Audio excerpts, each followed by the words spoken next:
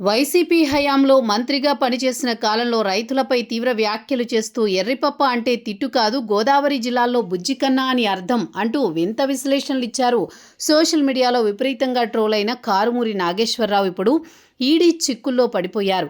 YCP అధికారంలో ఉన్న 5 ఏళ్ల కాలంలో మద్యం కుంభకోణం, రవాణా విషయంలో జరిగిన భారీ అవినీతి లీలలపై దృష్టి సారించిన కేంద్ర దర్యాప్తు సంస్థలు కారుమూరి హయాంలో వందల కోట్ల రూపాయల మేర అక్రమ లబ్ధి చేకూరినట్లు పక్కా లెక్కలు తేల్చాయి.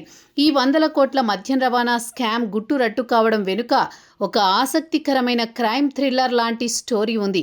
హవాలా వ్యాపారంలో అత్యంత రహస్యంగా వాడే టోకెన్ కరెన్సీ నోటు నంబర్ ఆధారంగానే ఈడీ అధికారులు ఈ మొత్తం నెట్వర్క్ను ఛేదించినట్టు తెలుస్తోంది. హవాలా ఆపరేటర్లు డబ్బు చేరవేసే క్రమంలో ఒక నిర్దిష్టమైన నోటు ముక్క ఫోటోను వాట్సాప్లో షేర్ చేసుకున్నారని, కారుమూరి సునీల్ మొబైల్ డేటాను విశ్లేషించిన ఈడీకి ఆ నోటు ముక్క ఫోటోనే ప్రధాన ఆధారంగా దొరికిందని సమాచారం. ఆ ఒక్క చిన్న లింక్ పట్టుకుని లోతుగా తవ్వడంతో మద్యం సిండికేట్ల నుంచి తాడేపల్లి వయా కారుమూరి నివాసానికి చేరిన 100 కోట్ల ముడుపుల గుట్టు పూర్తిగా రట్టేనట్టు చెబుతున్నారు. ఈడీ ఇప్పటికే యాక్షన్లోకి దిగింది. అక్రమ నగదు చలామణికి సంబంధించి పక్కా ఆధారాలు సేకరించిన అధికారులు కారుమూరికి కుమారుడికి ఇప్పటికే అరెస్ట్ చేశారు. మరోవైపు మాజీ మంత్రి కారుమూరిని కూడా ఈడీ విచారణకు హాజరు కాక తప్పని పరిస్థితి ఏర్పడింది.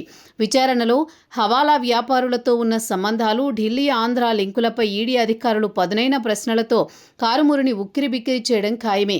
సాధారణంగా ఈడీ లాంటి కేంద్ర దర్యాప్తు సంస్థలు డిజిటల్, ఫైనాన్షియల్ ఎవిడెన్స్లతో ఒకసారి కేసును బిగిస్తే అందులో నుంచి లీగల్గా బయటపడడం దాదాపు అసాధ్యం.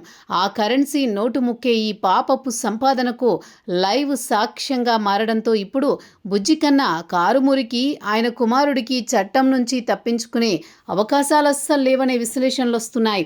నాడు రైతులను ఎర్రిపప్పులు అని ఈసడించుకున్న రైతులకు నేడు చట్టం తన పవర్ చూపిస్తోంది.